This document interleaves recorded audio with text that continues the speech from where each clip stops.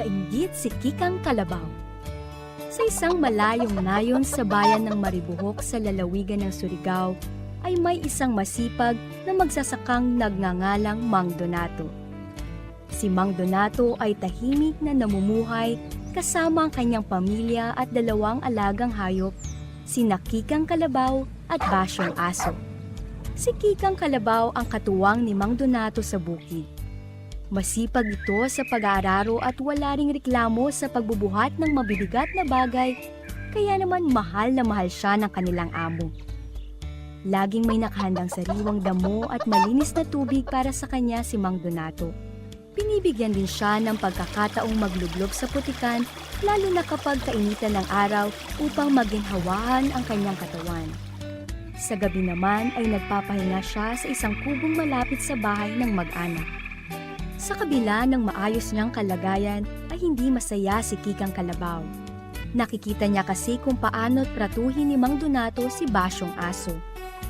Kasama siya ng kanilang amo sa loob ng bahay. Wala ring ginagawa ang aso kundi kumahol at kumawag ang buntot kapag dumarating sila ni Mang Donato mula sa bukid. Tuwang-tuwa namang hahaplusin ni Mang Donato ang mga tenga ng aso. Magpapakandong ang aso kay Mang Donato at saka siya hahalik-halikan nito na labis namang ikinatutuwa ng amo. Puti pa si Basyong Aso! Ang madalas maibulong ni Kikang Kalabaw sa sarili. Nasa bahay lang siya at hindi nahihirapan sa bukid katulad ko. Subalit mas mahal pa siya ni Mang Donato kaysa sa akin. Dagdag na himutok pa nito. Habang tumatagal ay lalong lumalaki ang inggit ni Kikang Kalabaw sa kapwa-alagang si Basyong Aso. Paano ba naman kasi madalas niyang makitang binibigyan ni Mang Donato ng pagkain mula sa kanyang sariling pinggan si Basyong Aso. Tuwang-tuwa rin ang buong pamilya sa pagsayaw-sayaw ng aso at pagkawag-kawag ng bundot nito kapag ito'y tinatawag. Paano kaya ako mapapansin mas mamahalin din ni Mang Donato? Kung gagayahin ko kaya ang ginagawa ni Basyong Aso ay mapamamahal na rin ako sa kanila?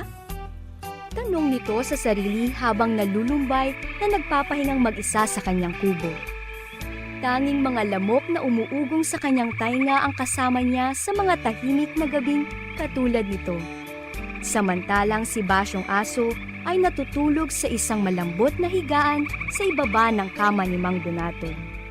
Nakatulugan na ni Kikang Kalabaw ang kanyang mga sama ng loob. Medyo nababawasan lang ito kapag muli siyang pupuntahan ni Mang Donato sa umaga at saka siya tatapik-tapikin ito bago bigyan ng almusal niyang damo at tubig. Subalit hindi nawawala sa kanya ang pag-iisip ng paraan kung paano niya mahigitan ang pagtingin ng amo kay Basyong Aso. Isang araw, nakaligta ang itali ng katiwala ni Mang Donato si Kikang Kalabaw sa posting nasa bungad ng kanyang kubo. Tuwang-tuwa si Kika. Ito na! Ito na ang pagkakataon ko! Ang halos pasigaw na wika nito. Gagayahin ko ang mga ginagawa ni Basyong Aso para kay Mang Donato. Tingnan ko lang kung hindi matuwa at mas mahalin pa ako ng amo ko. Ang tila tiyak na wika pa nito.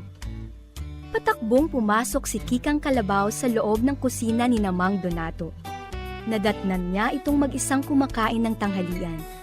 Dali-dali siyang sumugod sa kinaupuan ng magsasaka at ikinawag-kawag ang kanyang buntot na tulad ni Basyong Aso habang patalon-talon at patakbo-takbo.